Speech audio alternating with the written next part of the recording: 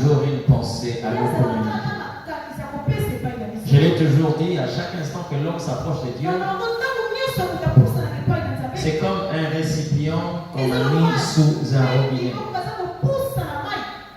Et chaque goutte qui tombe donne la valeur à ces récipients. Change aussi le poids. Amen. Un enfant a la possibilité de transporter un bidon de 25 litres vide. Mais lorsque ces bidons commencent à recevoir une quantité d'eau, vous allez vous rendre compte que pour le déplacer, ça va nécessiter une certaine force supérieure. Et s'il y a un enfant de 3 ans qui a amené ses bidons sous le robinet, lorsque l'eau est à 3/4, ça va demander certainement un âge donné. Lorsque l'eau est pleine, ça va demander encore quelqu'un qui a une force supérieure. Et c'est comme ça dans ta vie. Lorsque tu laisses le Seigneur Dieu faire son travail, à chaque instant, tu vas augmenter de poids et tu changeras le niveau de combat. C'est-à-dire si au début, il y avait quelquefois des petits démons qui te dérangeaient, à un certain moment, tu vas faire face aux principautés, aux autorités, aux dominations. Parce que là, tu grandis et tu te développes dans ces domaines. Le message que nous allons parler ce matin est intitulé « Le secret pour vaincre l'hostilité ». L'hostilité. Le secret pour vaincre l'hostilité. Effectivement, nous sommes dans un monde où la guerre est permanente. Parce que nous avons deux forces opposées. Il y a la lumière et le ténèbre. Il y a le mensonge et la vérité. Et il y a Dieu et le mal. Ou encore le ténèbre. Nous avons de ce côté le bien et nous avons le mal. Mais il y a un passage de la Bible. Ce passage a plongé beaucoup de personnes dans la confusion. Et certains ont commencé même à justifier une certaine supériorité de l'ennemi. Ne comprenant pas dans quelle profondeur Jésus était en train de parler. Mais on va le lire avec vous. Matthieu chapitre 10, le verset 16.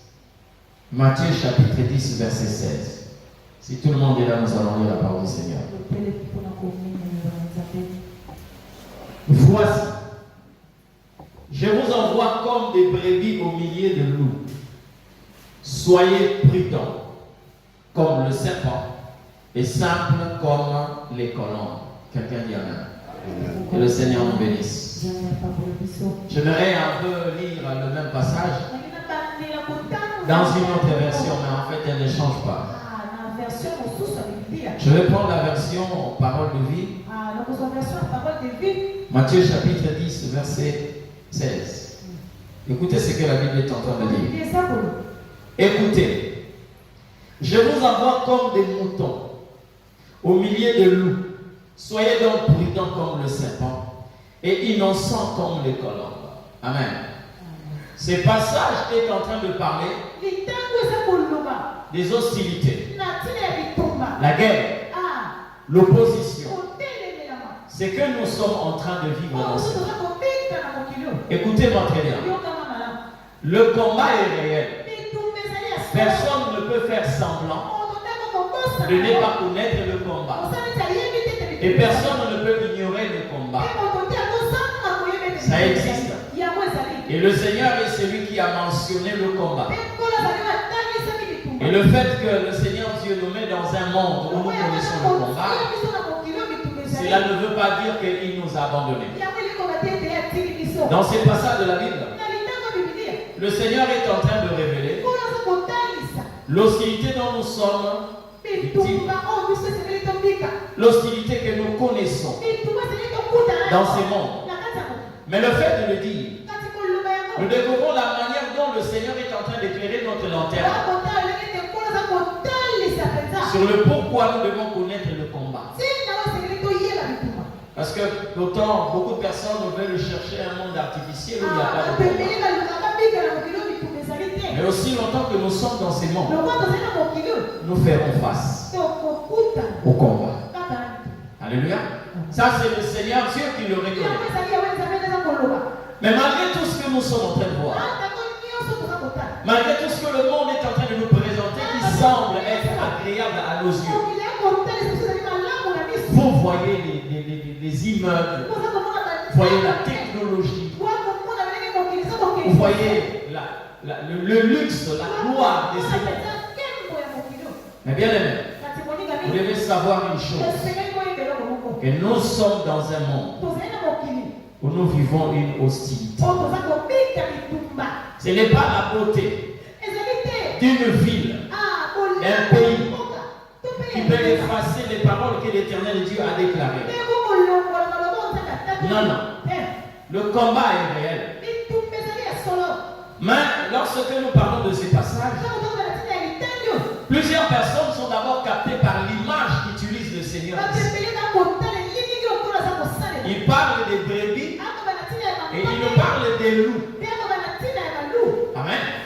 Donc il est en train d'identifier son peuple aux brebis et il identifie l'ennemi et toute son armée par les loups. Amen. Cette première image a jeté la confusion dans le chef de plusieurs personnes. Parce que quand vous prenez une brebis et un loup, bien aimé, vous vous rendez compte que nous avons là l'image d'un être faible et d'un être fort. D'accord. Et cette parole a plongé plusieurs personnes, comme je l'ai dit, dans une confusion. Parce que si nous prenons la brebis, humainement parlant, c'est un être faible en face d'un loup. D'abord, lorsque nous commençons à l'identifier, la brebis est un animal domestique. Il est doux. Et il est considéré, cet animal est considéré comme une proie pour tous les prédateurs. Les félins. On le considère comme une proie. Et devant un loup, la brebis est comme un être sans défense et qui ne représente aucun danger. Tout le loup a la possibilité de bondir facilement sur une brebis et la déchirer. Mais le Seigneur identifie son peuple aux brebis. Et quand vous parlez d'un loup, c'est un animal féroce, sauvage et qui est fort lorsqu'il est en face d'une brebis. Et il représente un grand danger pour le troupeau.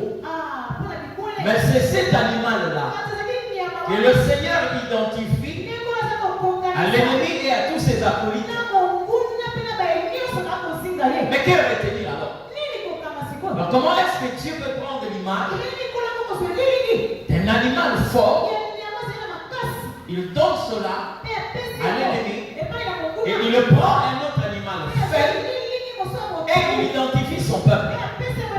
Qu'est-ce que le Seigneur voulait réellement nous enseigner? Et c'est ce qui a laissé entendre plusieurs personnes que le diable est fort, y compris aussi son armée. Et aujourd'hui, plusieurs ne connaissant pas la profondeur dans laquelle Jésus était en train de parler, ils se sont livrés à une sorte de victimisation. Et on est là, c'est comme si cette parole a jeté une certaine psychose. Cette parole a répandu la crainte dans le cœur de plusieurs. Je ne sais pas si c'est pour ces raisons que dans nos églises, on cite le diable le matin, on le cite à midi, on le cite le soir. C'est comme si les gens ont une certaine peur. Mais rassurez-vous, si l'homme peut considérer que le loup est plus fort par rapport à un agneau, un bélier ou encore une brebis, ça c'est une considération humaine. Mais lorsque le Seigneur vient, il y a quelque chose que j'ai entendu de la bouche de Siméon qui nous fait penser à un renversement ou un bouleversement d'homme. Je vais lire ces passages de la Bible. Luc chapitre 2 verset 34. Lorsque Jésus est amené dans le temple par Marie et Joseph, ils ont rencontré un homme qui s'appelle Siméon.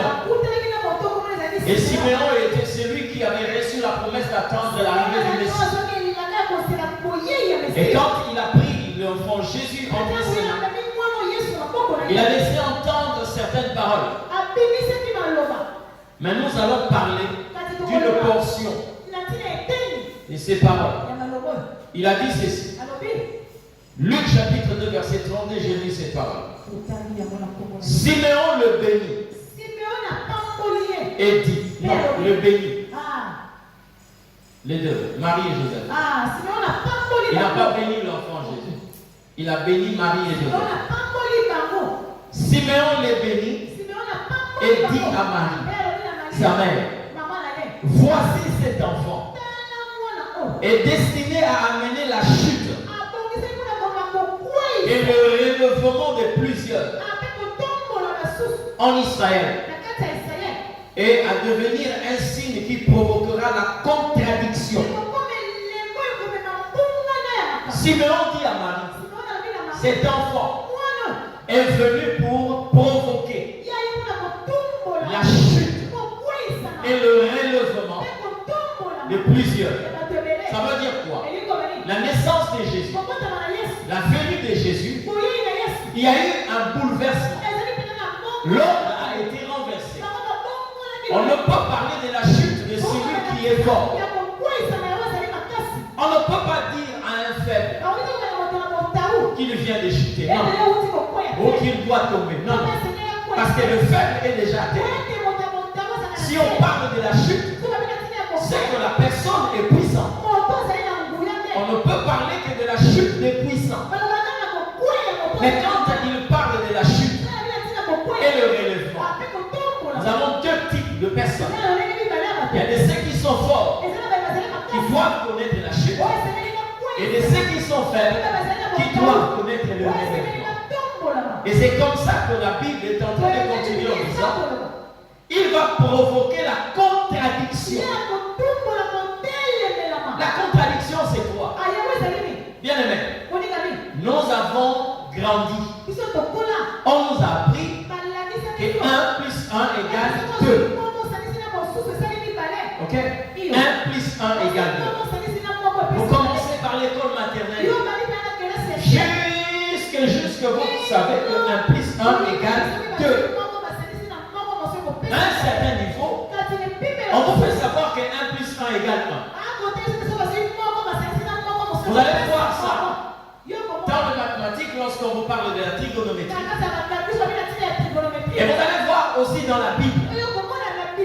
Mais alors pour un enfant qui n'a pas encore atteint ce niveau de valeur, cette connaissance, quand tu lui dis 1 plus 1 égale 1, va te contredire. Parce que lui, il a appris que 1 plus 1 égale 2. Jésus est né pour provoquer la contradiction. Et lorsque nous voyons ces deux animaux, vous allez vous rendre compte que les hommes peuvent considérer que le loup est plus fort que la brebis. Mais le royaume confirme que la brebis est plus forte que le loup. C'est ça le renversement. Donc Jésus a eu à transmettre une certaine profondeur dans ses enseignements et qui ont laissé certaines personnes dans la confusion.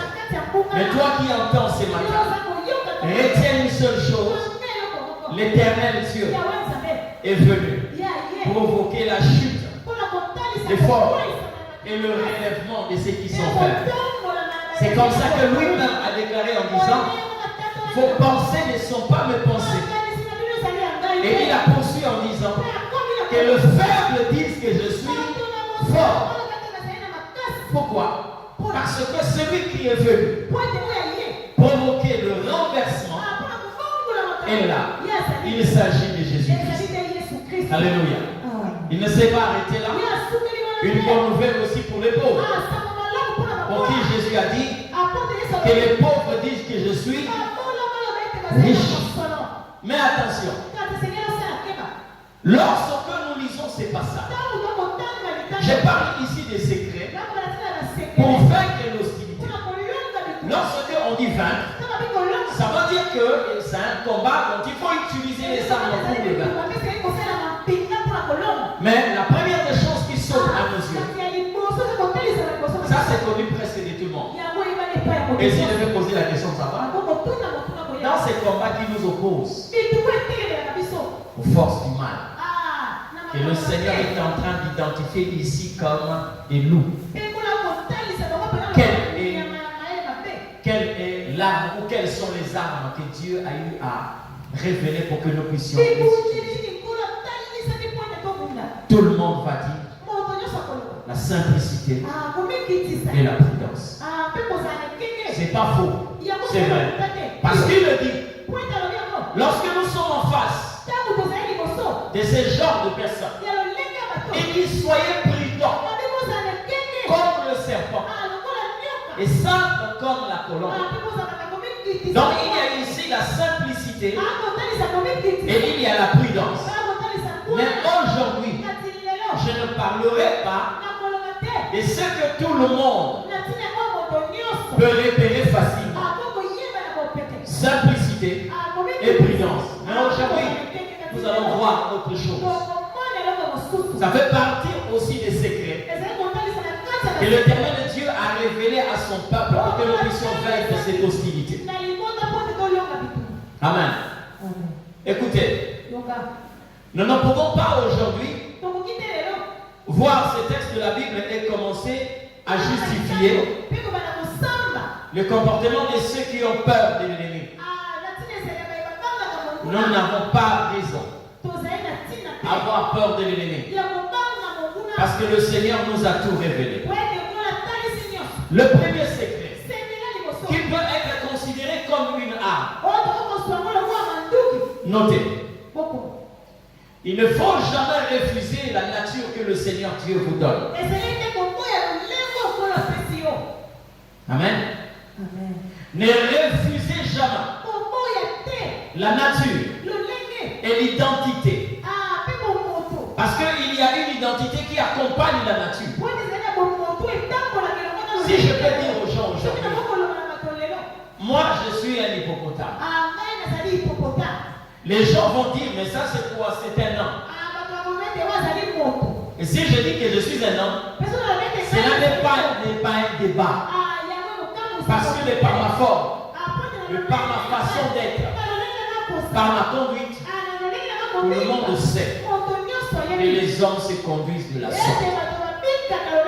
Si je peux dire aujourd'hui que je suis par exemple un canard, ce n'est pas parce que je dis que je suis un canard. Et quand je m'approche des canards, ils vont m'accepter. Parce qu'ils verront que nous n'avons pas cette forme. Nous ne sommes pas de cette nature. Et vous allez voir que les canards vont commencer à s'éloigner. Et si je m'approche des hommes, ils vont facilement m'accepter. D'accord? C'est par rapport à la nature que j'ai. Dans ces combats, je dis bien, dans ces combats, ne refuse pas la nature que Dieu te donne. Comment est-ce que Dieu parle ici? Comment il les identifie? Il dit, vous êtes des brebis. Oh, bien aimé. Derrière cette image, il y a une protection. Derrière cette image, il y a une protection. Il y a un bouclier. C'est quoi? D'abord, lorsque je parle sur le fort et le faible, il y a un seul artisan qui est l'auteur de la force et de la faiblesse. C'est Dieu. D'accord? C'est Dieu. Donc c'est lui en fait qui est l'artisan de ce qui peut rendre quelqu'un fort et de ce qui peut rendre quelqu'un faible. C'est comme ça que quand vous verrez David et Goliath, les hommes considèrent que David est faible par rapport à Goliath. Mais David sait, je ne suis pas ici pour regarder à sa forme, mais j'aimerais aller auprès de celui qui est l'artisan de la faiblesse et de la force. Et quand il a consulté Dieu, il sait que malgré la taille de Goliath, Dieu a la capacité de le rendre faible malgré sa taille. Et c'est ce qui s'est passé. Dieu a donné la force à David et il a infligé à Goliath une faiblesse qui ne pouvait pas lui permettre de résister devant lui. C'est-à-dire quand on place un loup avec une brebis, ne jugez pas avant que l'artisan puisse lui-même juger. Ne dites rien sans pour autant que l'artisan puisse le départager. Il a la possibilité de rendre le loup faible et rendre la brebis plus forte que le loup. Celui qui le fait.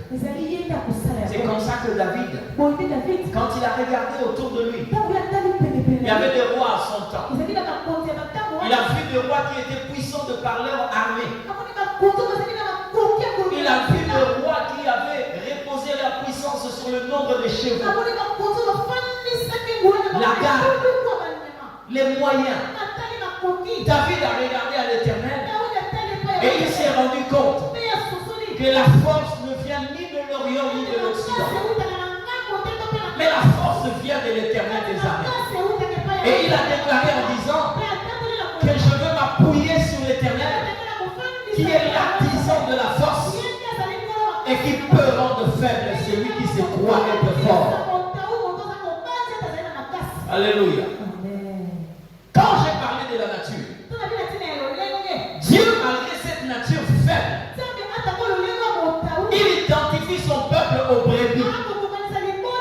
Refuser la nature que Dieu donne, c'est refuser la force qui se cache derrière. Parce que la Bible dit, le royaume de Dieu ne vient pas de manière à frapper le regard. Dieu cache toujours la force derrière une image faible. Et c'est comme ça que la Bible est en train de dire de Jésus-Christ. Il s'est élevé devant Dieu comme une faible plante. Lorsqu'on utilise l'adverbe de comparaison comme, c'est qu'il n'était pas faible. La preuve, il a dépouillé le diable et il l'a livré en spectacle. Celui qui est élevé comme une faible plante a écrasé la tête du serpent. Mais comment il était? Il donnait l'apparence de quelque chose de faible. Il est né devant les menaces d'Hérode. Il était même incapable de s'élever et de fuir. Mais on l'a fait fuir. Il fallait que Marie le prenne. Et Joseph pour le faire fuir en Égypte. Mais celui qui était là, c'était Dieu en personne. Amen. Dieu en personne. Ne refuse pas l'identité que Dieu te donne. Tu peux avoir la pensée ou la volonté d'être appelé roi, mais Dieu t'appelle baby. Accepte cela. Parce que bien aimé, la Bible est en train de dire ceci. Tu porteras le nom que la bouche de l'Éternel déterminera. Tu peux avoir la pensée d'être appelé champion, mais Dieu te dit tu es ma brebis. Ne refuse pas cela. Amen. Et derrière la nature, il y a l'identité. Parce que beaucoup de personnes aujourd'hui suis la brebis du Seigneur. Là, il y a quelque chose qui justifie votre nature. C'est l'identité. Ok? C'est l'identité. Et c'est vice-versa.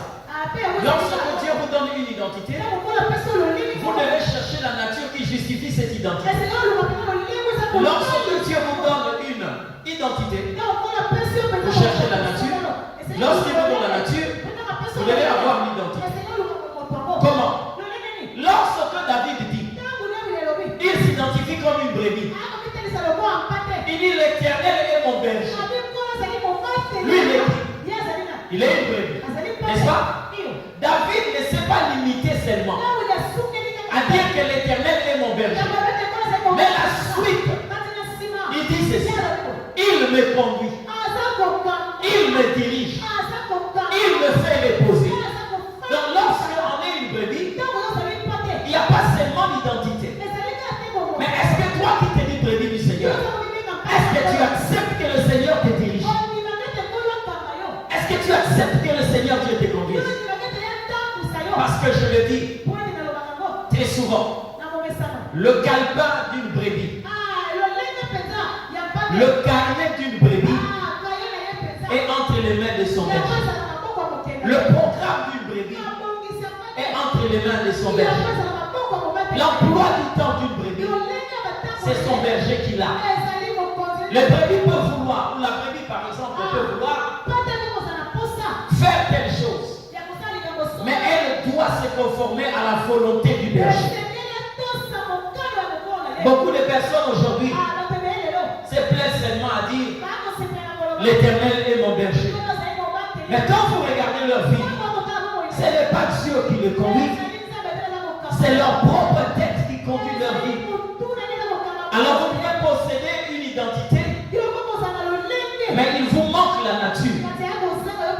Parce que ce que Dieu attend d'une brebis, c'est la soumission et l'obéissance.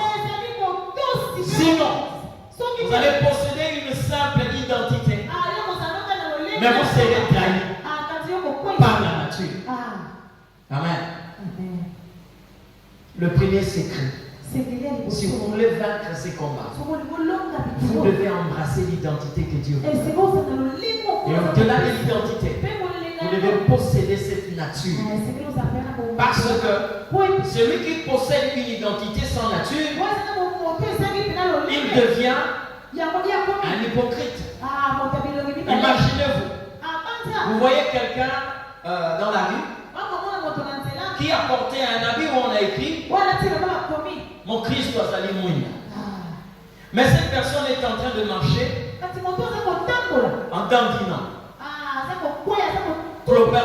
Vous vous rendez compte que vraiment il est ivre. Il s'est empiffré d'alcool. Entre ce qu'il porte et la nature qu'il a, il n'y a pas mariage. D'accord? Parce que sur lui, vous êtes en train de voir mon Christ va aller mourir. Mais quand vous regardez sa nature, c'est un ivrogne. Du coup, il est qualifié d'un hypocrite. Parce qu'il n'est pas ce qu'il dit. Amen. Si vous voulez vaincre ces combats, il y a un secret. Acceptez l'identité que l'Éternel Dieu vous donne. La brebis du Seigneur obéit aux ordres du Seigneur. Amen. La brebis obéit aux ordres du Maître. On ne peut pas parler d'une brebis récalcitrante ou rebelle. Si vous êtes de la bergerie du Seigneur, la chose qui va vous caractériser, c'est l'obéissance et la soumission. Amen. Votre volonté n'est autre que la volonté de Dieu. Ce que vous faites, c'est ce que l'Éternel Dieu a voulu que vous puissiez faire. Deuxième secret. Si vous voulez normalement vaincre ces combats, la Bible dit ceci. Je vous envoie. Qui parle ici? C'est le Seigneur. Voici, je vous envoie. Dans ces combats-là, il y a une autre arme. Laquelle? Je le dis ici. Une brebis ne peut pas se diriger là où elle ne voit pas les empreintes de son maître. La victoire qui vous est garantie dans le combat doit être rassurée par la direction que le Seigneur Dieu vous donne. Bien aimé, lorsque vous prenez une direction de par l'ordre de l'Éternel, sachez-le bien, là où il vous envoie, Dieu vous a déjà précédé. Et il est déjà passé par là où il vous envoie. Donc s'il y a des combats, il a déjà anéanti tout combat. Et si vous allez rencontrer l'opposition, ça va être seulement la coquille d'une opposition parce que le Seigneur aurait déjà anéanti la véritable opposition. C'est comme ça que vous allez voir. Même si Israël a traversé le désert, l'Éternel avait déjà détruit la force du désert. Et ce peuple-là est passé comme dans une vie normale. Et comme si il sillonnait une cité ordinaire. Même ils étaient dans un désert. Vous savez pourquoi? Parce que la direction qu'ils avaient empruntée était une orientation qui venait de l'Éternel. Pose-toi la question de savoir là où tu es. Est-ce que c'est l'Éternel Dieu qui t'a envoyé? Lorsque je parle ici du verbe envoyer, ce n'est pas seulement dans le sens de partir, même dans le sens de faire. Ce que tu fais dans la vie, qui t'a envoyé? Dans les choix que tu opères, qui t'a précédé? Est-ce que tu as la couverture du bon berger? Parce que bien aimé, lorsque tu te retrouves là où Dieu n'a pas tracé un chemin pour toi, laisse-moi te dire, le combat que tu rencontres n'est pas du genre à te dire persévère. Le combat qu'on rencontre sur un chemin où Dieu ne nous a pas montré, ces combats-là ne nous demandent pas de persévérer, mais le combat-là a un autre langage pour te dire rentre à la source. Mais lorsque nous rencontrons un combat sur un chemin où Dieu nous a montré, ce combat-là est en train de dire avance, tu arriveras. Mais si ce n'est pas Dieu, tu dois t'arrêter et rentrer à la case du départ. C'est pourquoi nous devons avoir une véritable interprétation de combat et de situations que nous rencontrons, que nous pourrons appeler des vents contraires. Alléluia. Amen. Je vous envoie. Bien aimé dans le Seigneur. Vous savez, Jésus sur cette terre, tout ce qu'il a rencontré, j'ai vu la naissance, la croissance, le début du ministère, le parcours ministériel de Jésus jusqu'à sa fin. Je n'ai pas vu quelque part où Jésus avait échoué. Vous savez pourquoi? Parce que tout ce qu'il faisait était dans la volonté de Dieu. Il y a une fois où les hommes ont voulu sortir Jésus du périmètre de sa volonté. La Bible dit qu'ils sont venus le prendre pour le faire de lui un roi. Ce n'était pas dans la volonté de Dieu. Et Jésus a refusé. Amen. Tu trouveras la protection quand tu te retrouves dans l'intervalle de ce qui est la volonté de Dieu. Mais tu vas être exposé au danger lorsque tu te retrouves en dehors de la volonté de Dieu. Alléluia. Adam n'avait aucun danger lorsqu'il mangeait tous les arbres du jardin sauf le fruit de la connaissance de Dieu. Mais le jour où il a touché, sa vie a commencé à basculer. Et il a quitté le jardin. Je vous envoie Je vous envoie. Ça, c'est Dieu qui est en train de parler. Mon frère, ma soeur, là où toi tu es, qui t'a précédé? Parce que la Bible est en train de nous dire que nous marchons sur le pas de Jésus. Là où il a marché, nous sommes en train de venir après lui. Et voilà le sens même du mot disciple. C'est-à-dire celui qui marche sur les traces du maître.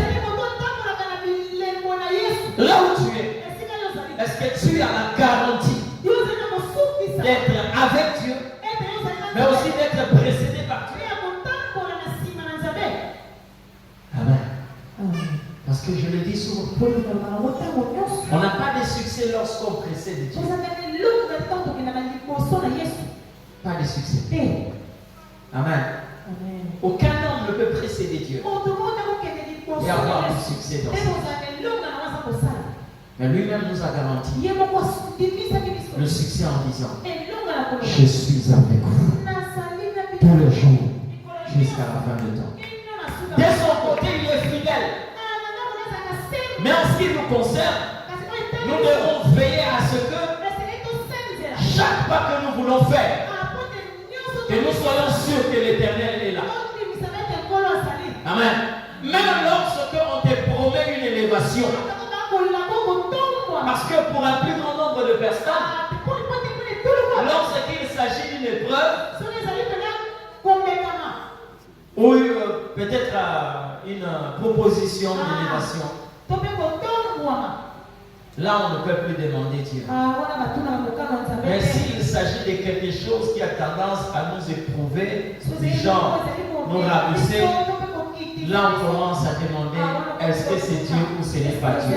Bien aimé, tu peux être chômeur et on te propose un travail à la primature. Tu vois le salaire, tu vois les avantages. Là, quelquefois, plusieurs personnes ne demandent pas la volonté de Dieu et sautent directement sur l'occasion. Mais oublions que ce que Dieu veut, qu'à chaque instant, que nous puissions nous rassurer qu'il est avec nous. Tu peux être avec Dieu dans le désert et perdre Dieu dans Canaan.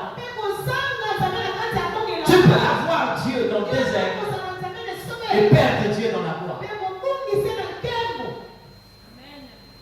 Amen. Il faut se rassurer. Il dit: je vous envoie. Je vous envoie. Vous savez bien, amen. Là où quelquefois, moi j'ai peur, ce n'est pas par rapport à ma qualité d'appelé. Mais ce qui fait peur, c'est la qualité d'un envoyé. Parce que bien aimé, quand Dieu t'appelle, tu as la garantie de le trouver. Quand je dis à quelqu'un: viens ici, tu viendras me trouver ici. Mais quand je te dis va, il faut que tu vérifies à chaque instant que je suis avec toi. Et c'est comme ça que Abraham